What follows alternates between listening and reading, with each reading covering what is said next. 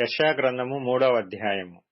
ఆలకించుడి, ప్రభువును సైన్యములకధిపతియునగు యెహోవా పోషణమును పోషణాధారమును అన్నోదకముల ఆధారమంతయు పోషణమంతయు శూరులను యోధులను న్యాయాధిపతులను ప్రవక్తలను సోదెకాండ్రను పెద్దలను పంచదశాధిపతులను ఘనత వహించిన వారిని మంత్రులను శిల్పశాస్త్రములను ఎరిగిన వారిని మాంత్రికులను యెరూషలేములో నుండియు యూదా దేశములో నుండియు తీసివేయును. బాలకులను వారికి అధిపతులనుగా నియమించెదను. వారు బాలచేష్టలు చేసి జనులను ఏలెదరు. ప్రజలలో ఒకడిట్లును మరియొకడట్లును ప్రతివాడు తన పొరుగువానిని ఒత్తిడి చేయును. పెద్దవానిపైని బాలుడును ఘనునిపైని నీచుడును గర్వించి తిరస్కారముగా నడుచును. ఒకడు తన తండ్రి ఇంట తన సహోదరుని పట్టుకొని, నీకు వస్త్రము కలదు, నీవు మా మీద అధిపతివై యుందువు, ఈ పాడు స్థలము నీ వశముండనిమ్మనును.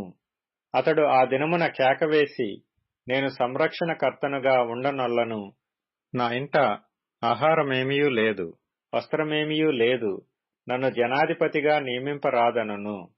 యెరూషలేము పాడైపోయెను, యూదా నాశనమాయెను. యెహోవా మహిమగల దృష్టికి తిరుగుబాటు చేయునంతగా వారి మాటలను క్రియలను ఆయనకు ప్రతికూలముగా ఉన్నవి. వారి ముఖ లక్షణమే వారి మీద సాక్ష్యమిచ్చును.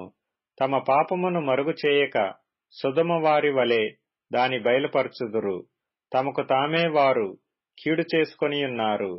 వారికి శ్రమ, మీకు మేలు కలుగునని నీతిమంతులతో చెప్పుము. వారు తమ క్రియల ఫలము అనుభవింతురు. దుష్టులకు శ్రమ, వారి క్రియల ఫలము వారికి కలుగును. నా ప్రజల విషయమై నేనేమందును? బాలురు వారిని బాధపెట్టుచున్నారు, స్త్రీలు వారిని ఏలుచున్నారు. నా ప్రజలారా, మీ నాయకులు త్రోవను తప్పించువారు. వారు నీ త్రోవల జాడను చెరిపివేయుదురు. యెహోవా వాదించుటకు నిలవబడియున్నాడు, జనములను విమర్శించుటకు లేచియున్నాడు. యెహోవా తన జనుల పెద్దలను వారి అధిపతులను విమర్శింపవచ్చుచున్నాడు. మీరే ద్రాక్షతోటను తినివేసితిరి, మీరు దోచుకొనిన దరిద్రుల సొమ్ము మీ ఇండ్లలోనే ఉన్నది. నా ప్రజలను నలుగగొట్టి మీరేమి చేయుదురు? బీదల ముఖములను నూరి మీరేమి చేయుదురు అని ప్రభువును సైన్యములకధిపతియునగు యెహోవా సెలవిచ్చుచున్నాడు.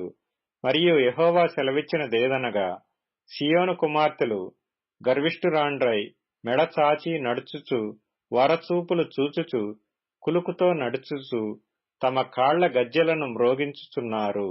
కాబట్టి ప్రభువు సీయోను కుమార్తెల నడినెత్తి బోడి చేయును. యెహోవా వారి మానమును బయలుపరచును.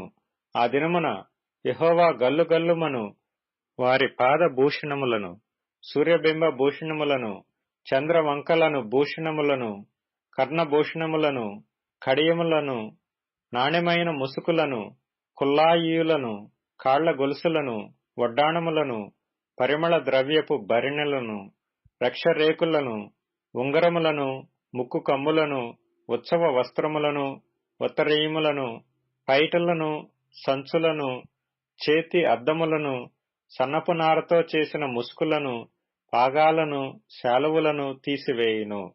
అప్పుడు పరిమళ ద్రవ్యమునకు ప్రతిగా మురుగుడును, నడికట్టుకు ప్రతిగా త్రాడును, అల్లిన జడకు ప్రతిగా బోడితలయు, ప్రశస్తమైన పై వస్త్రమునకు ప్రతిగా గోనెపట్టయు, అందమునకు ప్రతిగా వాతయును ఉండును. ఖడ్గము చేత మనుష్యులు కూలుదురు, యుద్ధమున నీ బలాఢ్యులు పడుదురు. పట్టణపు గుమ్మములు బాధపడి దుఃఖించును, ఆమె ఏమీయూ లేనిదై నేల కూర్చుండును.